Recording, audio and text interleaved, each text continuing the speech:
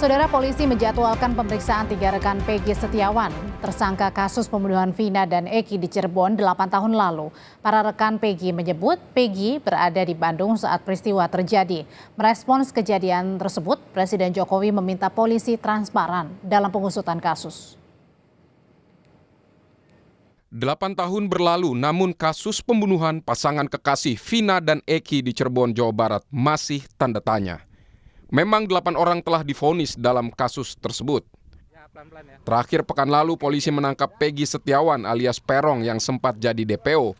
Namun banyak pihak menyebut sejumlah tersangka termasuk Peggy adalah korban salah tangkap. Menjawab keresahan publik, Presiden Joko Widodo menegaskan telah meminta kepolisian menangani kasus tersebut hingga tuntas. Menurut Presiden, perintahnya adalah agar tidak ada yang ditutup-tutupi dalam pengusutan kasus tersebut. Saya sudah menyampaikan agar kasus itu betul-betul dikawal dan transparan terbuka semuanya. Tidak ada yang perlu ditutup-tutupi. Kalau ada, ya. Sementara itu, rekan-rekan kerja Peggy di Bandung sebagai buruh bangunan juga menyatakan siap memberi kesaksian untuk membela Peggy. Mereka memastikan saat peristiwa pembunuhan Vina dan Eki terjadi, Peggy bersama mereka di Bandung. Bahkan memastikan Peggy istirahat di bedeng di lokasi proyek di Bandung. Waktu kejadian itu Peggy sama Mas Ruby ya? Iya. Di mana? Di bedeng di Bandung. Di Bandung? Iya. Tanggal? Lupa. Tanggal 27 Agustus 2016 itu sama lagi bareng di situ? Kayaknya bareng. Bareng. Ngapain aja waktu itu Mas di tanggal segitu? Malam? Tiduran. Tidur. Artinya benar kalau si Peggy ada di Bandung ya? Iya benar, ada di Bandung. Siap memberikan kesaksian kalau diperlukan? Siap. Pas kejadian Nono pulang, saya lagi tidur. Nggak tahu dia Nono pulang. Terus tengah malam saya bangun. Saya bangun tuh lihat Peggy masih ada di bedeng lagi tidur. Samping pintu tuh, samping pintu. Tanggal berapa itu, Pak? Kurang tahu tanggalnya sih, nggak ingat. Nah, pas kejadian itu tanggal Ya, tapi paginya saya tanya ke Peggy, Bondol kemana? Nggak ada. Bondol pulang, tapi izinnya sama Peggy. Pulangnya nggak tahu. Paginya masih ada di situ, paginya tuh. Iya. Pas kejadian Bondol pulang. Malam itu bersama Peggy. Jajarnya, ya berjalingan lah. Oh, berdempetan ya? Iya, dan Berdempetan ya. Jejer ya. Itu bareng aja? Iya, bareng aja. Satu bedeng bareng. Satu bedeng itu bareng, tapi posisi tidurnya nggak ingat. Tapi intinya ada di situ ya? Iya, Berapa, Pak? ada di situ. Tanggal berapa Bapak ingat? Malamnya tanggal 27 Agustus. Tanggal 27 malam. Keluarga Vina menyatakan kecewa dengan penghapusan 2 nama DPO di kasus Vina. Polisi menyatakan hanya Peggy sebagai buron dan lainnya fiktif. Kuasa hukum keluarga Vina, Hotman Paris Hutapea, juga menilai polisi terburu-buru dalam menetapkan Peggy sebagai tersangka. Menurut Hotman, dalam BAP terbaru, 5 dari 6 terpidana menyatakan Peggy bukan pelaku pembunuhan Vina. Kalau kami mengatakan bukti hukumnya belum begitu kuat untuk menyatakan Peggy ini sebagai tersangka DPO. Kenapa? Karena 5 dari terpidana yang sama-sama mengaku melakukan tidak membantah Peggy terlibat. Jadi 6 orang terpidana itu sudah di BAP dalam minggu-minggu ini. BAP baru ya. 5 mengatakan Peggy tidak terlibat, hanya 1 yang mengatakan terlibat. Ya, itu dia. Korban maupun kuasa hukum menolak pernyataan dari penyidik Polda Jabar yang menyatakan bahwa 2 DPO tersebut adalah fiktif. Terlalu cepat untuk mengatakan itu. Kadif Humas Polri Irjen Polisi Sandiri Nugroho menjawab polemik terkait dicoretnya 2 nama dari DPO oleh Polda Jawa Barat terkait kasus pembunuhan Vina. Menurut Sandi, polisi masih membuka diri jika adanya laporan dari masyarakat terkait 2 nama tersebut, disertai dengan alat bukti yang dapat menunjang proses penyidikan. Kasus yang disampaikan oleh Dirkrim Polda Jabar bahwa tadinya DPO ada 3 menjadi 1, karena alat bukti yang mengarah kepada 2 orang ini sampai dengan saat ini masih belum mencukupi. Bahkan ada beberapa keterangan saksi yang menyampaikan itu adalah fiktif, nama fiktif. Nah, oleh karena itu masih didalamin, masih dikerjakan. Apabila memang ada keterangan, informasi, tambahan alat bukti, tambahan saksi ataupun yang lainnya untuk membuat terang benderang tindak pidana ini, tentu saja kepolisian akan sangat berterima kasih. Misteri masih menyelimuti kematian Vina dan Eki di Cirebon. Penanganan secara tuntas harus dilakukan untuk menjawab tanda tanya dalam kasus ini. Tim Liputan, Kompas TV. Saudara, rekan-rekan Peggy Setiawan menyebut Peggy berada di Bandung saat peristiwa pembunuhan Eki dan Vina di Cirebon. Lalu bagaimana polisi akan merekonstruksi kejadian dari pengakuan terbaru teman-teman Peggy? Kita akan bahas malam hari ini bersama pakar hukum pidana Universitas Al-Azhar, Suparji Ahmad. Malam, Pak Suparji. Selamat malam, Mbak. Pak Suparji, ini kan kesaksian dari teman-teman Peggy menyatakan dengan keras, bukan hanya kesaksian dari teman-teman, tapi juga keluarga, bahwa Peggy ini berada di Bandung, bukan di Cirebon pada saat kejadian pembunuhan Vina terjadi. Nah, kalau rekonstruksi, kemudian banyak bantahan, sanggahan dari keluarga dan juga teman-teman Vina, ini akankah tetap berjalan rekonstruksinya? Ya, saya kira rekonstruksi kan satu mekanisme untuk reka ulang ya, dalam rangka membuktikan adanya peristiwa pidana atau tidak. Kalau kemudian bahwa ada pengakuan dan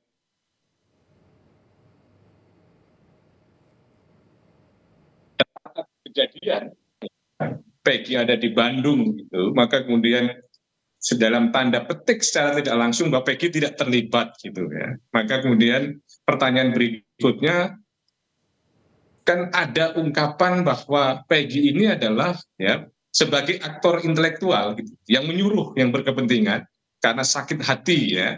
Nah, kalau itu yang terjadi, maka sesungguhnya seorang aktor intelektual tadi kan tidak perlu ada di lokasi ya. Sehingga ini adalah menjadi satu hal yang menarik. Kedudukan Peggy ini sebagai pelaku atau kemudian sebagai yang menyuruh melakukan satu tindak pidana. Kalau konteksnya sebagai pelaku kan berarti ada di TKP, tempat kejadian perkara.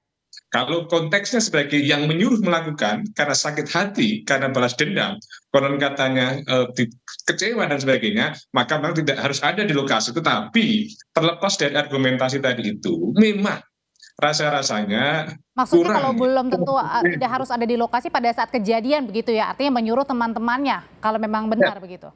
Maksudnya kalau apanya kan narasi yang dibangun kan sebagai aktor intelektual, sebagai orang yang menyuruh gitu, maka argumentasi kalau dia dianggap tidak di lapangan, maka tidak mudah dipatahkan kalau kemudian menyuruh melakukan. Terlepas dari itu memang sebetulnya ada logika-logika yang kurang bersesuaian ketika konteksnya misalnya Peggy ini adalah berkepentingan apa, motivasi apanya apa, dan motivasi yang dibangun sebenarnya juga nggak rasional kalau kemudian dianggap sakit hati karena misalnya bisa asmaranya ditolak. Tapi kan kita akan lihat tentang kebenaran yang dilakukan kepolisian, melakukan rekonstruksi dalam konteks kepentingan penyidikan karena sudah tersangka Peggy tadi. Ya. Salah satu buktinya ini kan satu dari terpidana yang menyatakan bahwa Peggy lah pelakunya, yang lainnya tidak mengatakan seperti itu. Nah, ini kemudian harus diperkuat lagi buktinya untuk menjelaskan bahwa Peggy betul-betul otak pembunuhan. Ya, betul bahwa tidak cukup hanya bersandar kepada satu saksi gitu ya. Karena satu saksi dianggap bukan saksi, harus ada minimal setidaknya 2 saksi, dan 2 saksi tadi minimal ada bersesuaian. Dan kemudian harus didukung juga dengan alat bukti yang lain ya, apakah berupa surat, apakah kemudian petunjuk, apakah kemudian keterangan ahli gitu ya. Maka hanya menyandarkan kepada satu keterangan seorang saksi, maka itu adalah menjadi sesuatu yang tidak bisa dipertanggungjawabkan sebagai satu alat bukti yang berkualitas. Pak Suparji, kenapa kira-kira melihatnya polisi ini begitu yakin bahwa Peggy otak pelakunya dan menghapus 2 DPO? Kalau cuma tadi buktinya adalah saksi. Karena pertama bahwa itu kan 3 nama itu disebut dalam salinan putusan ya sampai tingkat Mahkamah Agung ya. Maka sebetulnya yang menarik lagi adalah mengapa ada narasi bahwa 2 nama yang semula menjadi DPO ternyata dihapus karena kebetulan katanya fiktif gitu loh. Kalau ini fiktif dan kemudian menjadi putusan, maka ini kan suatu putusan yang kemudian proses peradilannya sesat. Karena apa? Karena mengungkapkan satu pertimbangan hukum yang tidak sesuai dengan fakta yang sebenarnya. Kalau kembali pada pertanyaan bahwa mengapa ada keyakinan polisi bahwa Peggy adalah tersangkanya, sementara 2 adalah dihapus, karena tentunya selain mendasarkan pada bukti-bukti pengakuan dari saksi-saksi pelaku sebelumnya yang dan masuk dalam salinan putusan, juga karena ada faktor kemudian tekanan-tekanan publik yang mengharuskan ini menjadi satu terang benderang. Seharusnya itu adalah tidak terjadi, karena apa? Mestinya tetap harus melalui proses mekanisme yang transparan, dan jangan sampai sekali lagi mengulangi kesalahan baru nanti menangkap orang yang sebetulnya bukan pelaku. Masalahnya juga Pak Suparji, dari selain rekonstruksi ini kemudian juga dari pihak kejaksaan ini katanya juga sudah menyiapkan kan, padahal belum tahu nih berkasnya diterima atau enggak nih. Ya, pihak keluarga dari Peggy ya menyiapkan bahwa ini saya kira kan proses mekanisme yang bisa ditempuh kan pra peradilan kan untuk menguji sah dan tidaknya penetapan tersangka. Tinggal bagaimana ya bersangkutan melalui kuasa hukumnya itu menguji penetapan tersangka ini adalah tidak sah. Bagaimana keputusan Mahkamah Konstitusi mencaratkan bahwa untuk menetapkan tersangka itu kan minimal 2 alat bukti, dan alat bukti tadi tidak sekedar berkuantitas dalam arti jumlahnya terpenuhi, tetapi juga berkualitas. Berkualitas dalam arti apa? Bahwa bersesuaian dengan fakta yang sebenarnya, bersesuaian dengan jenis tindak pidana, bersesuaian antara saksi satu dengan saksi yang lain, bersesuaian dengan alat bukti satu dengan alat bukti yang lain. Jadi memang ini adalah satu kondisi yang dilematis ya bagi penyidik, tetapi kita harap betul-betul profesional sesuai dengan Presiden Jokowi, tidak ada yang ditutup-tutupi.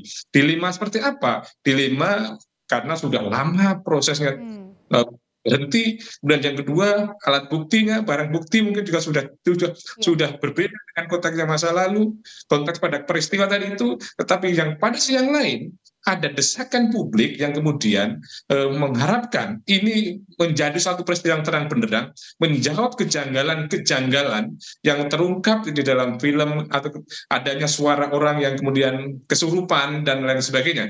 Jadi ini saya kira dilema yang kemudian membangun upaya-upaya polisi untuk bekerja secara cepat. Pak Suparji, nah dengan tadi dibilang kan 8 tahun ya, nggak tahu nih ada bukti-buktinya apa nih, karena kan bisa saja mungkin hilang bukti tersebut karena sudah berlalunya sangat lama. Kalau gitu gimana caranya ini membuktikan bahwa yang semua melakukan termasuk otak pembunuhannya itu memang benar-benar sudah tersangka, terpidana dan akan dihukum atau sudah dihukum? Itu gimana? Sulit nggak tuh Pak? Ya, saya kira masa 8 tahun tidak terlalu sulit ya. Yang terpenting adalah bagaimana ya alat bukti yang ada, saksi-saksi yang ada tadi itu adalah betul-betul fakta yang sebenarnya. Kesulitannya adalah kemudian ketika memaksakan harus ada tersangkanya gitu loh ya. Karena nanti akan menyebabkan tidak sesuai dengan fakta yang sebenarnya. Saya kira saksi masih ada, bukti-bukti petunjuk juga masih bisa dipakai ya, misalnya kumpulan-kumpulan alat bukti yang lain juga misalnya bisa digunakan ya. Yang terpenting adalah bahwa alat bukti tadi itu betul-betul sesuai dengan fakta yang sebenarnya. Maka itu menjadi tidak sulit ya. Gitu, ya. Dan kalau besok untuk rekonstruksi, kemudian juga ada pemanggilan dari teman-teman Peggy, apakah juga akan mempengaruhi nantinya? Ya, sangat berpengaruh bahwa proses penegakan hukum itu sangat dipengaruhi dengan alat bukti, sangat dipengaruhi rekonstruksi fakta yang didasarkan pada alat bukti yang didukung dengan barang bukti. Jadi semua mekanisme hukum yang terjadi pada dasarnya adalah pembuktian. Maka pembuktian tadi adalah sangat menentukan tentang proses hukum berikutnya. Jadi keterangan para saksi, proses mekanisme rekonstruksi itu akan sangat mengaruhi proses hukum ini yang sedang berjalan. Tetapi yang menarik adalah sebetulnya konstruksinya dalam konteks tindak pidana yang dilakukan, disangkakan, diduga kepada Peggy ini sebetulnya sebagai apa? Sebagai pelaku atau sebagai yang menyuruh melakukan. Maka ketika yang menyuruh melakukan tidak otomatis batal gara-gara yang bersangkutan ada di Bandung sedangkan kejadian adalah di Cirebon. Itu pun harus diperkuat dengan alat bukti. Terima kasih Pakar Hukum Pidana Universitas Al-Azhar, Suparji Ahmad. Saya selalu Pak Suparji. Ya. Saudara